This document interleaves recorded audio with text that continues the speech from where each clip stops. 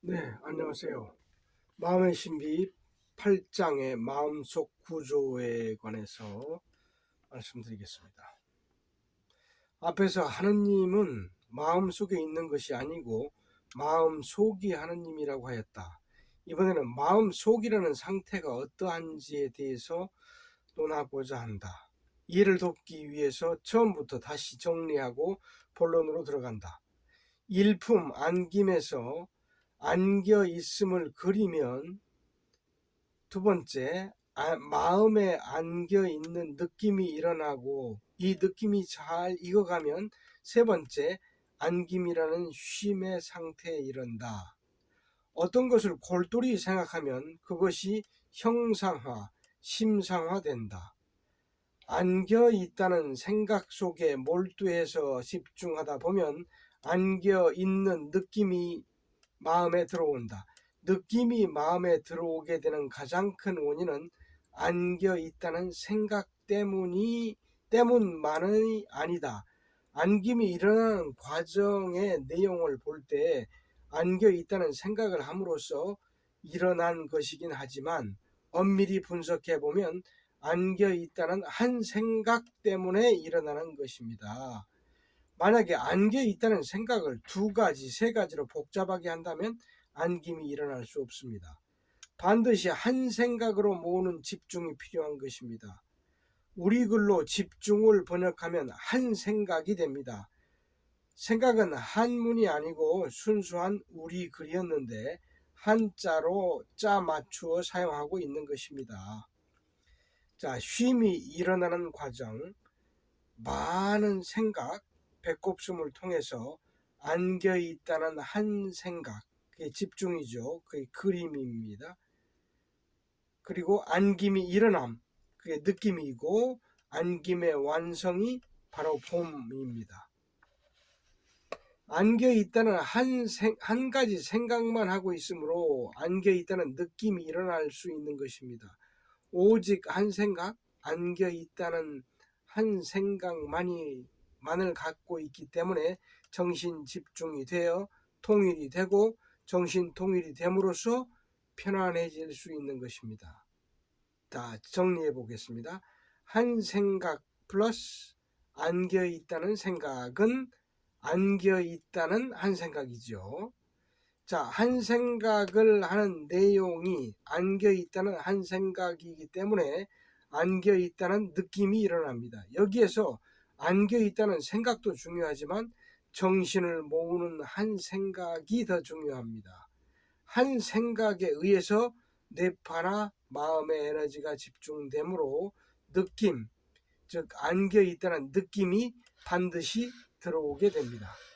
자, 이제 안김이 잘 들어오면, 안겨 있다는 느낌이 잘 나타나면 안김이 일어난다는 것입니다. 일어난 것입니다. 한 생각을 통해서 느낌, 무엇이 일어나면 한 생각을 버리고 그 느낌, 나타난 고요를 단단히 붙들고 있으면서 한 생각을 신속히 버리고 느낌만으로 있는 것이 숨으로 들어가는 첫 관문입니다.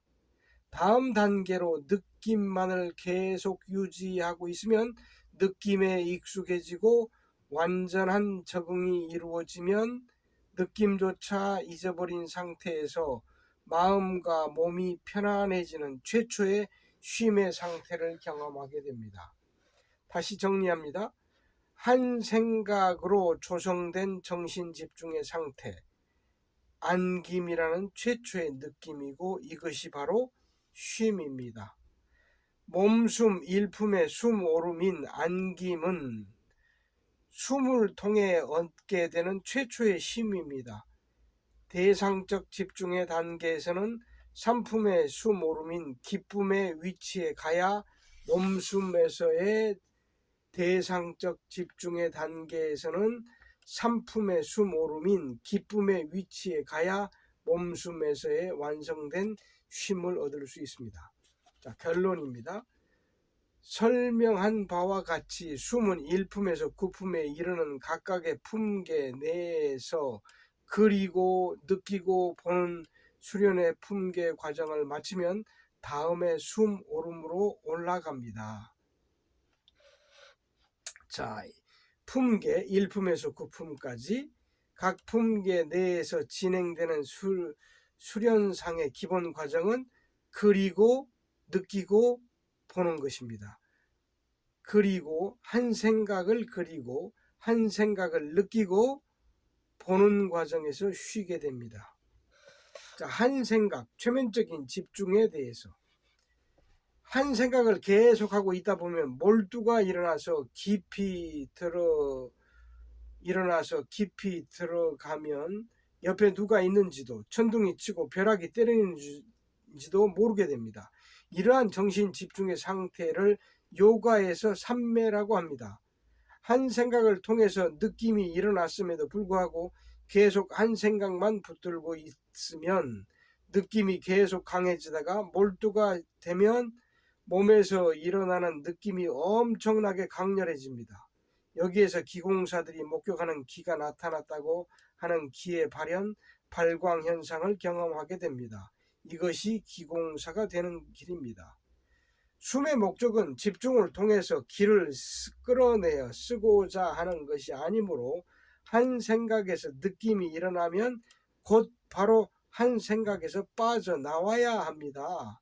그러나 사람들은 한 생각을 통해서는 얻게 되는 최면적인 집중의 능력에 대해 대단한 흥미를 갖습니다.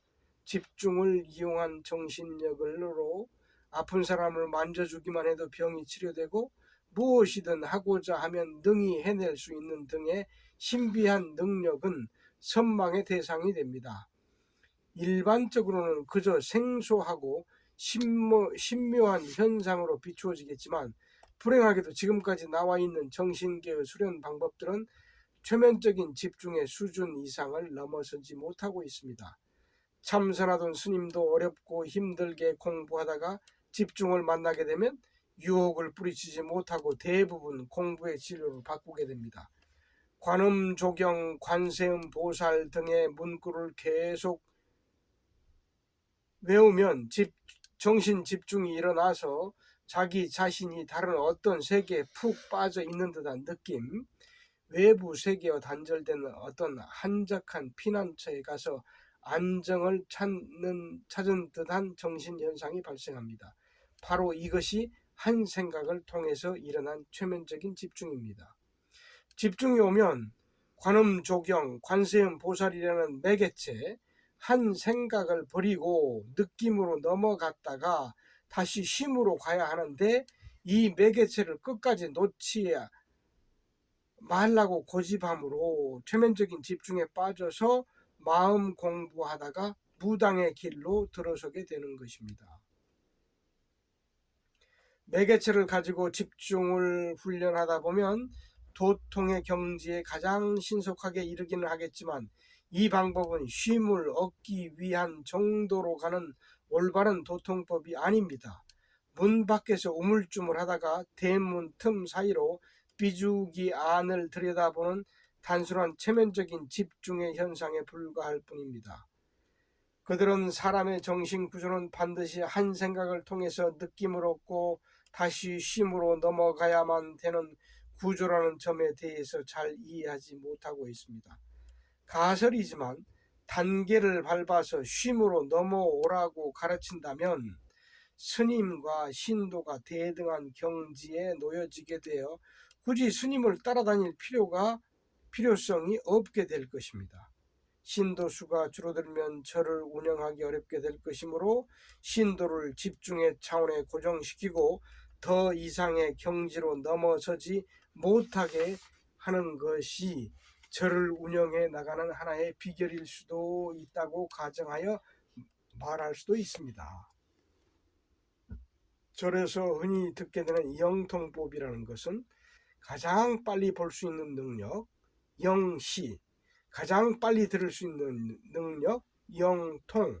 이래서 영시, 영통이라고 하는 것인데 한 생각에서 쉼으로 넘어가 버리면 능력이 생길 수가 없습니다.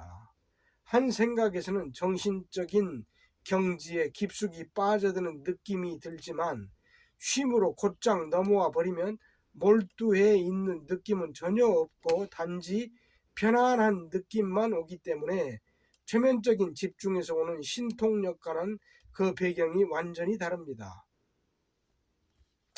이처럼 샤머니즘, 무속은 정신계로 들어가는 초보 단계인 집중의 수준에서 기형적으로 파생되는 현상입니다. 정신의 구조를 잘 모르고 초능력만을 갖고자 하는 사람에게 쉼을 경험시키고자 하면 초기 단계에서는 숨에서 오는 신선한 희열을 느끼기가 어렵습니다. 숨은 처음에는 무료한 듯 하지만 가면 갈수록 그 깊은 맛이 진하게 우러나는 정도요. 정법이기 때문입니다. 숨의 참다운 집중과 인위적인 집중과의 차이점에 예를 든다면 김치를 담그기 위해 야채를 심어놓고 어린 싹이 올라오면 솎아 먹는 얕은 맛에 이끌려 쓸만한 싹을 남김없이 솎아 먹는 것과 같습니다. 이렇게 되면 나중에 김장을 담글 수가 없으므로 김치의 참맛을 보지 못하게 됩니다. 이처럼 조급한 욕심에 큰 인생을 내맡기는 것이 인위적 집중을 하는 이들의 경우입니다. 숨은 어린 싹이 잘 자랄 수 있도록 적당히 솎아주고 다듬어 소담하게 키워서 제때에 김장을 마치고 그 맛을 한껏 즐길 수 있는 풍요와 인생의 한가로운 큰 멋을 안겨주는 농사법이요 참다운 집중입니다. 한 가지 더 예를 들면 무당, 샤머니즘은 집중 상태에서 굿을 버릴 때 작두 날 위에 올라서도 발에 상처를 입지 않지만 숨에서는 작두 날에 상처를 입을 수가 있습니다. 이 상황에서 숨은 상처로 인한 고통이 오더라도 일체 마음이 움직이지 않겠지만 무당은 굿을 마치면 무리한 집중으로 인해서 상당히 많은 에너지를 잃기 때문에 그 후유증으로 고통을 받게 됩니다. 짧은 시간에 정신력을 극에서 극으로 이동시킨 결과입니다. 그래서 무당들은 굿판이 열리는 동안에는 집중의 힘으로 신명이 나서 펄펄 날듯이 하다가 끝나고 나면 심신이 온통 괴로워지는 것입니다. 최면적 집중을 통해서 능력을 끌어낸다는 것이 그리 쉬운 일이 아니어서 공력을 많이 써야 되기 때문입니다. 집중의 세계뿐이 아니고 평범한 삶 속에서도 사람들이 갖고 있는 심리적인 공통점을 쉽게 찾아볼 수 있습니다. 무엇인가를 함에 있어서 힘들여 노력하는 행위를 통해서 성취감을 얻고 만족해하는 것을 습관적으로 즐긴다는 점입니다. 그러나 여기에서 만족을 얻고 좋아하는 것은 자의식이 하는 짓입니다. 자아가 만족을 얻어내고 좋아라 하는 것입니다. 자아는 무엇이든 열심히 해서 흔적을 남기는 것을 아주 좋아하기 때문입니다. 이렇게 어느 만큼의 노력을 들여서 무엇인가를 해낸다는 성취감을 즐기고자 하는 것은 자아중심적인 취향일 뿐입니다. 그리고 샤머니즘 다음으로 차력술이 있습니다. 여러 가지가 있지만 그 중에서도 물차력은 우주의 길을 끌어들였습니다. 잠깐 동안의 정신 집중으로 돌을 부수고 쇠 막대를 부러뜨리는 등의 능력을 보이기도 합니다. 그 다음이 교회 등에서 아버지 하나님, 주 예수 그리스도를 외치는 것 등인데 이러다 보면 집중이 일어나서 갑자기 무엇이 보이게 되고 방언을 터뜨리게 됩니다. 이런 등등의 여러 가지로 나타나는 신기한 정신현상, 이런 류의 모든 사건들이 정도와 정법으로 가는 길을 차단시키고 사람의 맑은 영혼을 그늘지게 만들고 있는 것입니다. 정신의 구조는 한 생각을 지속하게 되면 신비한 힘과 마력이 생기게 되어 있습니다. 한번 이 맛을 본 사람은 다른 것에는 관심을 두지 않고 오로지 그것에만 하려고 듭니다. 그나마도 30대, 40대 기운이 있을 때 가능한 것이지 기운을 다 쓰고 쇠약해져서 나이 50이 넘어가면 폐인이 되다시피 합니다. 나이 많은 60대, 70대 무당을 만나기 어려운 것은 이 때문입니다. 중국의 유명한 기공사들도 마찬가지로 인생의 말로를 비참하게 마치게 됩니다. 가공할 길을 의식적으로 끌어내려면 상상하기 어려운 공력을 연출해내야 하기 때문에 그만큼 몸에 무리를 주기 때문입니다.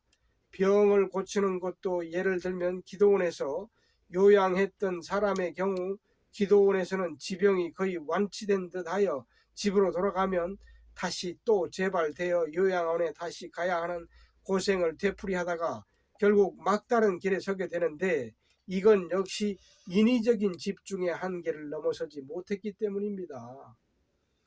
요양원 내에서는 기도 등의 집중적인 치료법에 의해서 차도를 보이게 되나 그 지역을 벗어난 생활권에서는 최면이 풀리게 되어 원상태로 되돌아가 버리는 것입니다. 치료면에서 숨에는 후퇴가 없습니다. 숨은 무작위적으로 아주 편안하게 앉아서 쉬는 것만으로도 자연적인 치유가 이루어지지만, 최면적인 집중에 의한 방법은 공들이는 순간에는 무엇이 이루어지는 듯 싶지만 실제로는 체력 소모가 너무 많아서 오히려 몸에 고통을 더 안겨줍니다. 결국 쉼이라고 하는 것은 숨을 쉼으로써 쉼이 가능해집니다. 숨의 과정에서는 특별히 나타낼 수 있는 능력이라는 것이 없습니다. 그리고 이 능력이라는 것도 알고 보면 별것이 아닙니다. 단지 김장, 배추를 어릴 때 솎아 먹느냐 아니면 잘 키워서 제대로 김장을 해 먹느냐 하는 간단한 차이가 있을 뿐입니다. 솎아 먹을 초기에 관리를 잘해서 잘 키워내면 김장철에 가서 유용하게 쓸 수 있듯이, 숨에서 고요를 얻고 고요 속에서 참 쉼을 이루면 완벽한 참 능력을 자의적으로 행사할 수 있게 됩니다. 참다운 집중은 숨의 휴식형 집중입니다. 인위적인 집중은 숨을 제외한 모든 집중의 형태죠. 그림은 마음속의 구조를 설명하기 위해 우주의 질서를 원방각이라는 세 가지 차원으로 함축하여 상징화한 것입니다. 이 도형으로 마음속의 구조를 한번 살펴보겠습니다. 자, 그림에서 네모난 사각형에서 동그라미, 마음숨의 경지로 최면적인 집중을 연출해서 얼숨의 경지를 모방해내는 것입니다. 자, 세모에서 동그라미로 가는 것, 몸숨의 경지로서 최면적인 집중을 연출해서 얼숨의 경지를 모방해내는 것입니다. 그래서 원방각으로 이 그림을 여러분들이 참조하시면 되겠습니다. 자, 원방각은 마음의 내용, 질이 숨의 커리큘럼에 따라서 순화되어 가는 변화의 과정을 상징화한 것입니다. 숨의 목적은 쉼을 얻고자 하는 것인데 어떻게 해야 쉼을 얻을 수 있나요? 가슴을 바꾸어야 합니다. 가슴을 바꾸기 위해서는 먼저 마음의 내용, 질을 바꾸어야 합니다. 그러나 마음은 바꾸지 않고 한 생각을 이용해서 다른 목적을 이루고자 인위적으로 노력하여 완성의 단계, 가건물을 창출해내는 방법이 있습니다. 자기 자신은 몸숨이라는 저급한 마음의 수준에 있으면서 인위적 집중의 산물인 가건물을 만들어 놓고 얼숨의 경지를 모방해내는 것입니다. 마음이 잘못된 것을 정상적으로 회복하지 않고 집중의 힘으로 의도한 바를 연출해낼 수 있는 초능력자가 된다 해도 마음의 질은 몸숨이나 마음숨의 수준에서 벗어난 것이 아닙니다.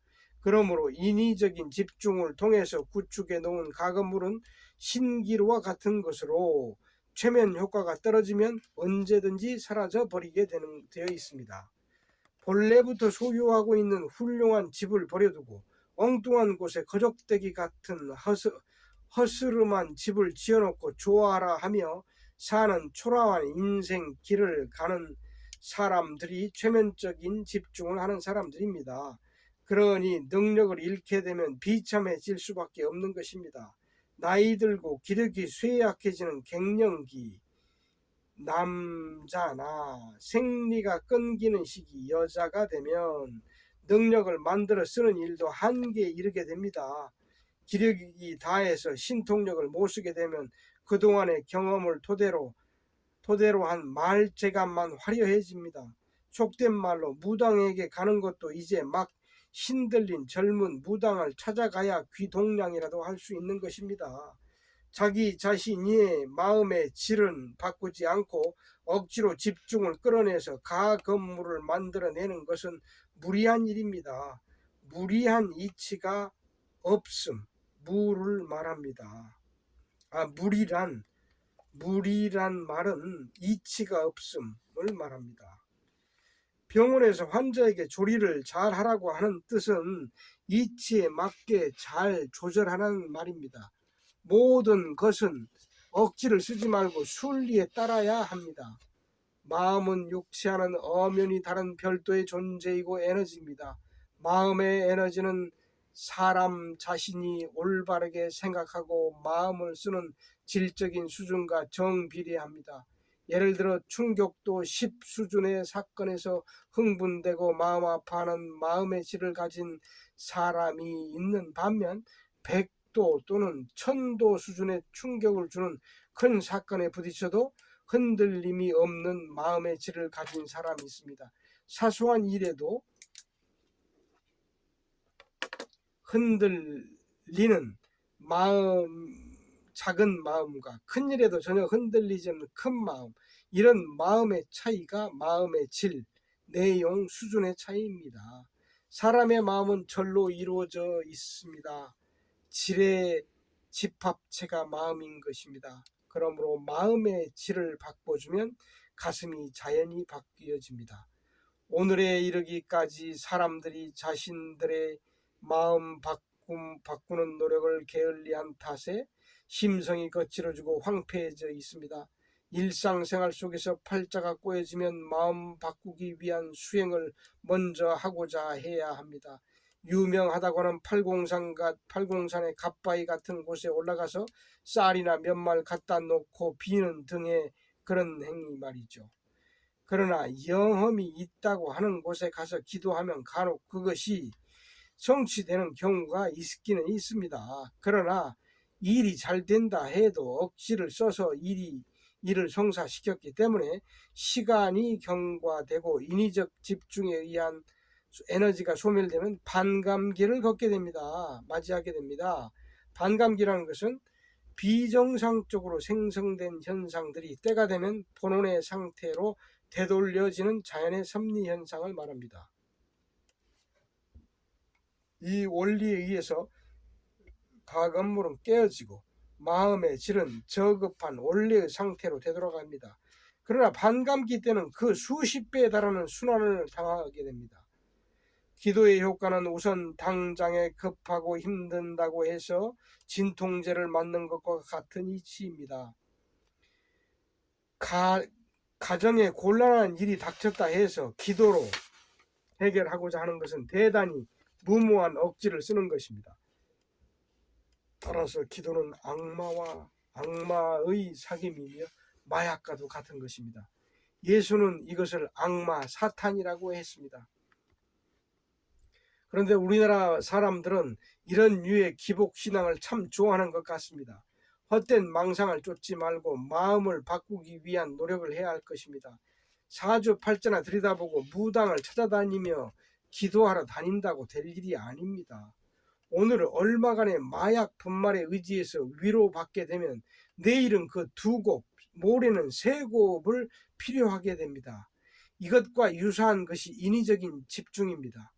그리고 집중을 가르치지 않은 스승이 존경받기 어려운 것은 능력을 쓰지도 보여주지도 않기 때문입니다. 이는 스승과 공부의 내용에 대해서 잘못 이해하고 있는 것입니다. 올바른 스승상은 얼숨으로 가는 방법을 가르치는 스승인데 인위적인 집중, 가건물을 가르치는 스승인 줄 착각하고 초능력에 대한 지도 내지는 도움을 바라다가 용납해 주지 않으면 무능한 스승이라고 무시하는 것입니다. 스승이 제자의 부탁을 들어준다면 제자를 마약 같은 것으로 달래주는 것과 다름없습니다. 성자들은 결코 그릇된 가르침을 주려 하지 않습니다. 또 마음 숨의 경지에 올라선 사람도 집중을 창출해내고자 하는 이가 있는데 이것 역시 무리입니다. 사람의 정신 구조는 다양한 명상 테크닉을 총동원하여 경지를 높이고자 해도 원방각이라는 기본 원리를 기초로 하지 않고는 완전한 경지에 이르기가 불가능합니다. 숨은 마음의 구조를 과학적으로 해부하여 간편하게 체계한 것으로 잘못된 정보를 올바른 정보로 바꾸어서 마음의 질을 원래의 상태로 환원시키는 방법입니다. 마음의 질을 바꾸면 자동으로 가슴이 편안하게 바뀌어집니다. 숨의 목적은 가슴을 바꾸는 것입니다. 가슴을 바꾸는 최상의 방법은 편안하게 쉴 수 있는 쉼을 자연스럽게 연출해낼 수 있도록 마음을 바꾸는 것입니다. 종교의 목적은 원래 마음을 바꾸는 것을 가르치기 위해서 탄생한 것이지만 시원한 결론을 내리지 못하고 집중의 초기 단계에서 정체되어 있는 상태입니다. 원방각의 과정을 밟아서 사람의 마음을 순수하고 아름답게 바꿔야 합니다. 공부라는 것은 결국 자기 자신의 마음을 아름다운 마음으로 바꾸는 것입니다. 몸숨에 머물던 사람이 한 단계 도약해서 공부의 참맛을 알게 되면 최면적인 집중으로 가라고 등을 떠밀어 내도 가려고 하지 않게 됩니다. 이 최면적인 집중이라고 하는 기도를 통해서 원하는 한 가지 소원을 이루게 될지는 모르겠지만 얼숨에 완성된 경지에까지 들어서면 구차하게 두 손 모아 빌지 않아도 마음의 질이 우주 에너지의 차원과 하나가 되었기 때문에 무엇이든 원하는 대로 이룰 수 있는 능력을 저절로 갖게 됩니다. 그리고 옛날부터 기도의 목적은 마음의 질을 바꾸는 것이었습니다. 지금의 기도는 원래의 기도의 의미를 완전히 상실하고 욕망의 아수라장이 되어버렸습니다. 그래서 숨에서는 기도라고 하지 않고 이룸이라고 합니다. 내가 마음을 바꾸고 가슴을 바꾸어서 이미 다 되어 있으면, 가슴이 바뀌어서 다 되어 있으면 원하는 바를 자의적으로 이루어 낼 수 있기 때문입니다. 스스로의 능력으로 자신 있게 직접 이루어낼 것이지 왜 구차하게 빌어가면서 귀중한 인생을 허망한 사술에 내어 맡기려 하는 것입니까? 그리고 최면적 집중에 깊숙이 빠져 들어간 사람은 돌아서 나오기 또한 쉽지 않습니다. 그래도 집중을 통해서 무엇을 이루고자 한다면 깊이 들어갈 수 있는 간단한 비결이 있습니다. 비결이라고 해봐야 특별한 것이 없습니다. 간단한 글귀를 반복해서 읽어내는 단순한 노력이면 일주일만 해도 완전한 영통이 되어서 세상 만사를 꿰뚫어 볼 수 있게 됩니다. 간단한 글귀를 되풀이하면 사람의 두뇌가 견디지를 못하고 최면 현상을 일으키게 됩니다. 최면적인 집중은 단지 두뇌가 혼란에 빠져드는 현상일 뿐입니다. 혼란에 빠져들면 최면 상태가 되어서 가장 빠르게 집중에 도달할 수 있는데 이것이 정상이 아닌 변칙적인 방법입니다. 이런 변칙적인 방법을 통해서 능력이 생기면 능력을 이용해서 파격적인 경제적 이익을 얻을 수는 있으나 이런 유에 집착하기 시작하면 원방각의 공부를 하다 말고 하나 둘씩 그쪽으로 떨어져 나가게 됩니다. 원방각은 마음이 순화되는 과정입니다. 이렇게 나 자신이 내 마음의 질의 집합인 마음의 내용을 바꾸어서 얼숨의 경지에 들어서면 그곳이 바로 마음속입니다. 사람의 순수한 마음은 동그랗습니다. 원래부터 동그랗게 타고났으므로 그것을 참 마음이라고 하는 것입니다. 타고난 마음이 동그란 모양이고 참의 상태도 동그란 모양이므로 사람의 마음속에 원래 자리 잡고 있었던 내용, 그 질로 바꾸어서 동그란 마음이 되면 공부는 끝입니다.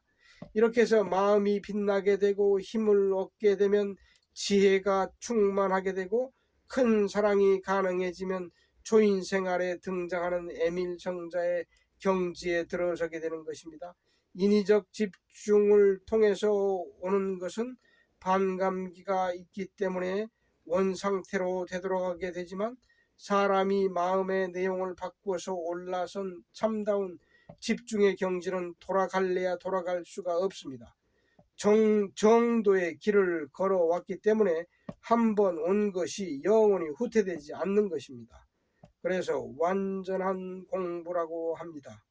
한 번 오면 영원히 함께하는 공부를 해야지 삐죽이 한 번 맛보고 때가 되면 사라져버리는 그런 공부는 할 것이 못 됩니다. 이것이 마음의 질이고 속이며 하느님입니다. 자, 정리합니다. 이제는 안김을 하는 요령을 명확하게 알 수 있는 것입니다. 숨에서는 쉼이 참 중요합니다. 마음을 바꾸기 위해서는 쉬어야 됩니다. 마음의 질을 높인 것은 마음 속, 마음 안입니다. 하나님은 마음 속에 있는 것이 아니고 마음 속이 바로 하나님입니다. 나머지를 정리하겠습니다. 태어나는 사람마다 마음의 그릇이 각기 다른가요? 마음의 그릇과 모양이 각자가 다릅니다. 그릇과 모양이 다르면 깨닫는 경지도 사람마다 다른가요? 그렇지 않습니다. 숨은 공부만 하면 누구나 일정하게 될 수 있습니다. 흔히 사람의 성품은 못 바꾼다고 하는데 사실인가요? 이러한 말들을 많이 하는데 성직자들이 너희들이 바로 하느님이다 라고 가르치면 교회의 분위기가 어떻게 되겠습니까? 너희들은 영원히 회복할 수 없는 원죄를 지은 죄인이다. 그러므로 생명을 다할 때까지 지은 죄를 닦아야 한다. 이렇게 암시적인 가르침을 주어 놔야 하느님을 별도로 존재시킬 수 있고 그 하느님을 끝까지 따르고자 하는 신도가 있게 될 것이 아닌가요? 사람이 태어날 때 정신력의 차이 또는 구조와 속성의 차이는 있을지 모르지만 타고난 그릇대로 가는 것입니다. 그 정도밖에는 깨닫지 못한다. 천성은 못 고친다 등의 불평등론은 근거가 없는 말입니다. 이러한 방법으로 신도들과 성직자들의 차이를 만들어 놓아야 성직자와 평신도라는 수직관계가 유지될 수 있기 때문입니다. 조인생활에 나오는 성자들은 타락한 종교 지도자들을 매섭게 꾸짖고 있습니다. 거짓 종교자들이 반성할 줄 모르고 이렇게 나가면 크게 다칠 수 있습니다. 우리 모두가 이미 하느님이고 참이라는 기정의 사실을 계도해야지 왜 그릇된 가르침을 주려 하는 것입니까? 그리고 이처럼 마음을 과학화해서 공부해 나가면 무척 쉽습니다. 한 품, 두 품 올라갈 때마다 마음 한 가지씩 고쳐 나가면 환골탈태가 어렵지 않습니다. 공부가 잘 되지 않는 이유는 구태의연한 관념에 익숙해지고 완전히 세뇌되어 있기 때문입니다. 이미 지은 죄는 씻을 길이 없으며 업장이 두껍다고 하는 것은 근거가 없는 말입니다. 예수는 업장이 두꺼운 사람을 탕자에 비유했습니다. 아무리 죄가 많고 방황하는 악인이고 탕자라 할지라도 마음 하나만 올바로 바꾸고 돌아오면 항상 아버지가 품에서 기다리고 용서를 다 해준다고 하였습니다. 이렇게 예수는 마음만 바꾸면 된다고 가르쳤지만 스님은 3000생을 닦아내야 업장을 지울 수 있다고 합니다. 참 답답한 이야기입니다. 마음 공부라는 것 별거 아닙니다. 숨의 구품 공부하는 것 마음 하나 단단히 잡아두면 잠깐입니다. 과학적으로 정교한 커리큘럼을 가지고 지도하기 때문에 쉬운 것입니다. 숨이 아닌 다른 여타의 방법으로 숨의 7품, 8품에 해당하는 경지에까지 올라서는 단계에서 지도자 없이 혼자 간다는 것은 거의 불가능한 일입니다. 이끌어주는 스승의 우회적인 단 한마디가 치루어야 할 세월의 벽을 단숨에 뛰어넘게 해주고 겪어내야 할 험난한 인고를 한순간에 날려버립니다. 스승은 홀로서 감당해온 뼈에 사무치는 갖은 고난을 굽이굽이 넘어왔기에 안쓰러운 마음에서 후학도들에게 편안한 지름길을 안내해 주고자 하여 세상에 남아 여생을 헌신하고자 하는 것입니다. 이것이 큰 사랑을 베풀고자 하는 대자비요 대덕의 일면이기도 합니다. 결국 완성은 마음의 동요가 없음인가요? 움직이거나 정지하고 있거나 하는 점에서 볼 때는 동요가 없는 것이라고 할 수 있습니다. 그러나 마음은 움직이거나 정지하고 있거나 하는 것으로 공부가 다 되어 있는 것이 아닙니다. 마음에는 이것 말고도 빛남과 참힘과 전지함과 사랑 등 다양하고 신비한 힘을 가지고 있습니다. 그러나 때가 너무 많이 묻어 있고 못이 너무 많이 박혀져 있습니다. 때를 닦아내서 빛을 내고 못을 뽑아내면 다이아몬드, 금강, 반야, 바라밀이 되어서 하나님과 똑같은 능력을 갖게 되므로 결국에는 불가능이 없게 됩니다. 그러나 사람을 지도로서 이끄는 것도 구품까지가 한계입니다. 그 다음에는 자기 마음대로입니다. 에밀 성자의 나이는 지금 700세 정도입니다. 그도 100세까지는 평범한 생활인의 모습으로 살았을 것입니다. 그 역시 자식을 키우고 가족을 부양하기 위해서는 경제활동이 불가피했을 것이므로 편안하게 공부에만 전념할 수 없었을 것이고 평범한 사람들의 겪는 생활고를 똑같이 치루었을 것이라고 봅니다. 세상살이를 하는 동안 초능력을 전혀 쓰지 않았을 것이라는 얘기입니다. 성자가 돼서 능력을 쓸 수 있다 해도 육체로 낳은 자식을 보육하기 위한 수단으로 초능력을 이용하면 안 됩니다.